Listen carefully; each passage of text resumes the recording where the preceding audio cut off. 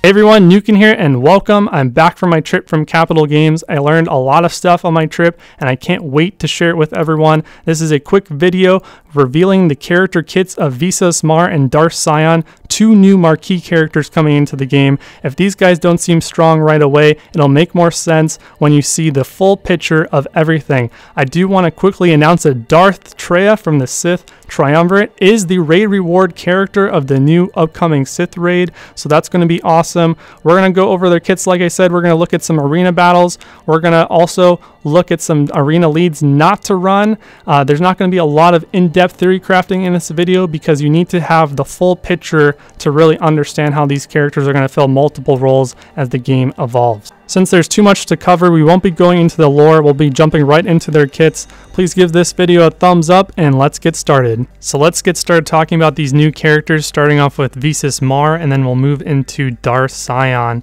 Visas Marr is a light side character, even though she's holding a red lightsaber. She has no faction, but she has the class Healer, and she has one basic, two specials, and a unique.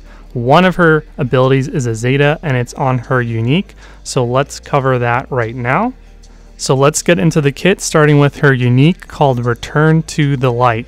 It is her only Zeta ability, and with the Zeta it reads, while Visas Marr has no debuffs, she has 100% counter chance and has a 60% chance to assist when another ally attacks Sith enemies. This is limited to once per turn. Visas Marr's basic attack is called Telekinetic Blast. It deals physical damage and it dispels all debuffs on her and another random debuffed ally.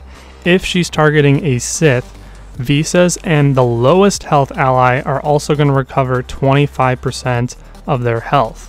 Also, if any debuffs were dispelled, you're going to reduce the cooldown of her first special, Dark Healing, by 1. And here is that special, Dark Healing. So it has a cooldown of 8. It's an AoE attack that deals damage to all enemies, area of effect, and you're going to heal your team for 35% of Visas' max health, and you're going to grant the team Health Steal Up for 1 turn, which is that new buff that was introduced through the game with Emperor Palpatine. Also, there's a conditional: if Visas Marr is already at full health, after using this ability, you can revive a random defeated ally at 50% health. Visas Marr's second special and last special has a cooldown of 4, and it's called Piercing Strike. It's a single target damage attack that deals physical damage, and it ignores the target protection, so it's going to be good against enemies with high protection like tanks or raid bosses. And speaking of tanks, it's going to grant all allies the new buff Defense Penetration Up for 2 turns. That basically is going to give them some armor penetration, which will help get through some of those tanky enemies on the battlefields.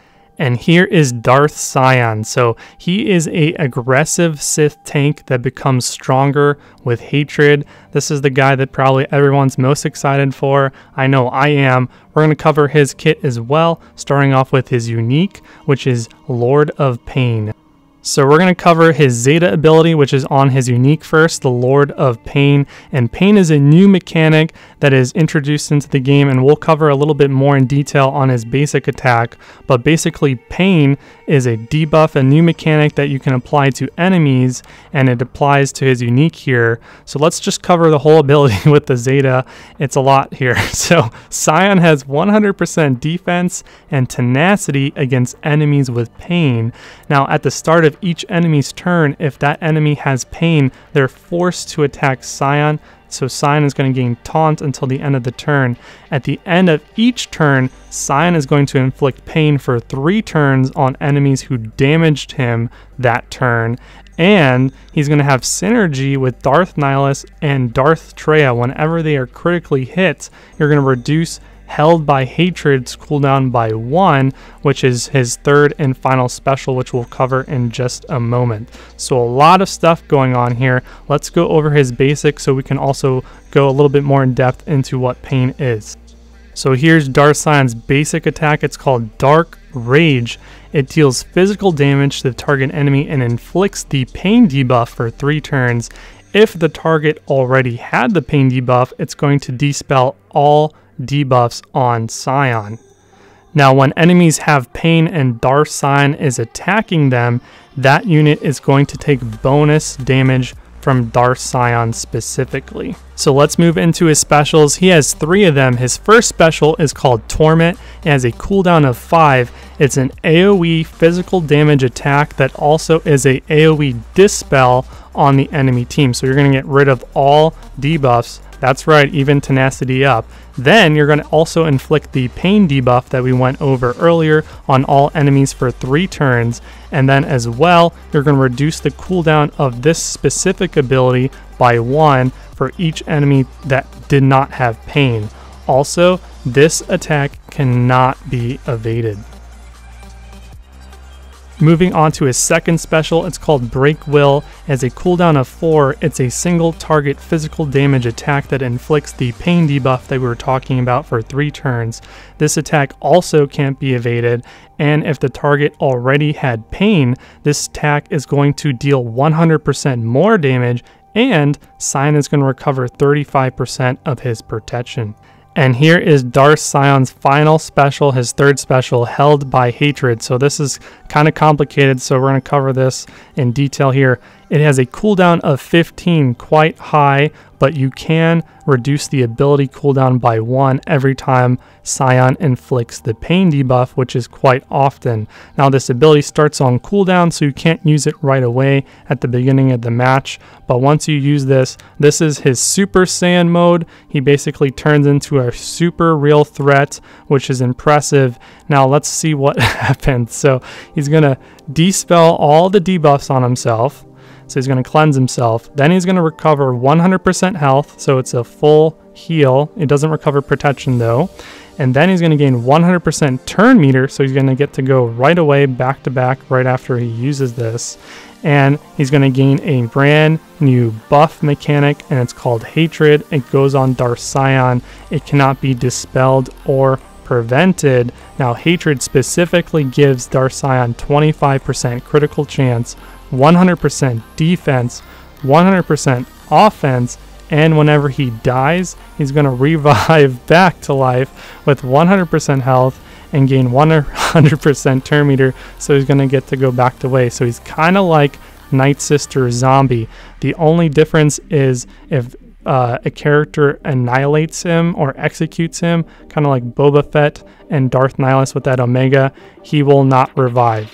So that is the only way to prevent that. Otherwise, he's just going to come back to life and start kicking butt. So now that we covered their kits, we're going to talk about Darth Sion and Visas Marr in PvP. I have some arena battles that I filmed myself. Now, there's going to be a lot of mistakes here, probably because first, I was feeling a little bit under the weather, had a lot of bad migraines, and I think I might have caught a small cold while traveling there. Also, this is the first time kind of messing around with these characters and didn't have a lot of time to spend theory crafting. What you can learn from this footage, and I've sped it up really fast, these are some arena teams not to run with these characters. So Darth Maul, Zeta lead, Darth Vader, Zeta lead, and are not going to be good characters. Darth Nihilus might be okay in PvE content, but he's not good against Jedi training Rey, so don't bother running Darth Nihilus in arena. I also want to showcase that even under an Emperor Palpatine lead, which seems to be the best lead right now with Darth Sion and some of these new characters, is that even with a Palpatine lead, you can lose. So that's probably because of the mistakes, but also the lineups were not optimal because I wanted to highlight some of the characters. Okay, so we're going to slow down the clips here a bit. I want to quickly note that I didn't showcase a Darth Nihilus PvP battle because under Darth Nihilus leadership, you're going to convert all that protection into max health. Now, the dominant meta right now is Jedi training Rey, and that team, you know, has the mechanic of expose. So with all that extra max health that's converted from the protection, your Sith characters are going to be taking substantial more damage from expose. So it's not really a viable PvP lead in the current meta. Now, there's not too much exposed in PvE content, so maybe in the new Sith raid or in territory battles, etc., territory wars, maybe if you're not facing Jedi training Rey, Darth Nihilus might be the superior leader in some of those modes. But for arena, currently Emperor Palpatine is the strongest leader. And that might also change. There's probably a lot more characters down the pipeline, and sometimes characters have leadership abilities. So you might see that Emperor Palpatine might become phased out from the leader position and switch with a new character.